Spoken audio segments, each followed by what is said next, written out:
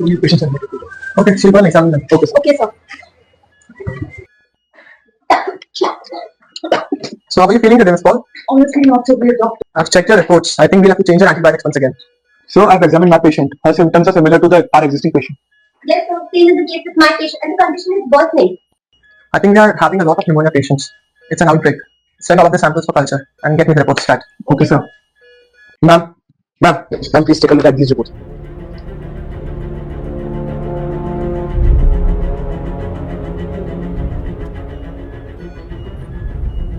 Doctor, we have a problem. The resistant report of this patient seems to be cropping up in other patients as well. How widespread is it? We're still collecting data, but according to these reports, this organism is resistant to almost all the antibiotics.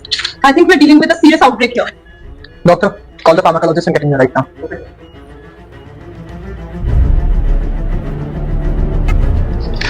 What is the situation over here? We are facing an outbreak of resistant infections, and none of the antibiotics that we have seem to be working. Do we have any new antibiotics on the horizon that could help us? Development of antibiotics takes time and we are still under research. It could be years before we have a new antibiotic. The patients are dying, doctor. We do not have ears. We need a solution right now. Unfortunately, my hands are tied.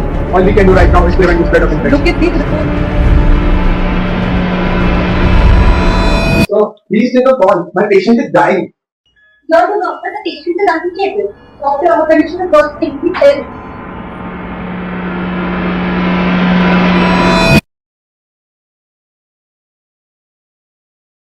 It's 1928. A petri dish left next to an open window is about to revolutionize modern medicine. Scottish scientist Alexander Fleming finds that something in the mold growing in the dish is killing off bacteria.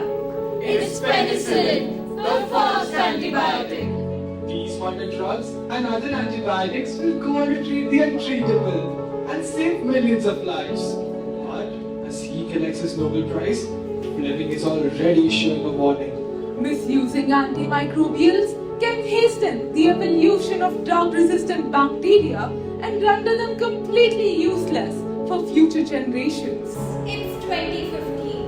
Antibiotics were our precious resource. We needed to use them. Of course we did. But we weren't prudent. Now, the cupboard is bare. Has the clock clearly been ticking towards a post-antibiotic future? When drug-resistant infections kill 10 million people a year. The building is catching fire. The edifice is crumbling.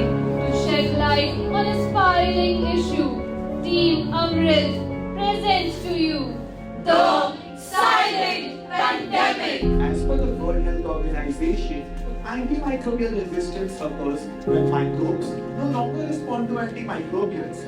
As a result, they become ineffective and infections become impossible to treat. With 1 million Indians losing the battle to AMR in 2019, another globally 10 million projected to die from it annually by 2050. AMR alone is killing more people than cancer and road traffic accidents combined together. Economic projections suggest that by the year of 2050, AMR would decrease the GDP by 3.5%. In spite of this, it wasn't until 2022 that India enrolled for the WHO surveillance of antibiotic consumption. We interviewed various doctors from different healthcare setups.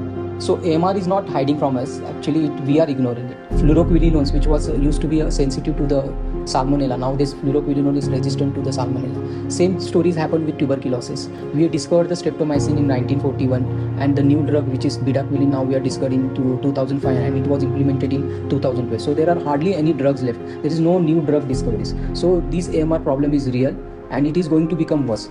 We don't talk about AMR very often. With this pandemic, unlike others, pose not one, but a multitude of diseases. This catastrophe now confronts us, and yet we are choosing not to pay heed to it. The scales of antimicrobial resistance seem overwhelming. But if you've ever used a mask or hand sanitizer during the COVID pandemic, you already know what it feels like to take a tiny step in addressing an overwhelming problem. Penicillin marked the beginning of a new era of antibiotics in 1943, and within 80 years, We are at the edge of a disaster. We cannot wait another 80 years to find a way out. To break the silence on this insidious pandemic, we hereby call upon Doctors, pharmacists, stakeholders, and most importantly, the general public. The clock is ticking. It's time for action.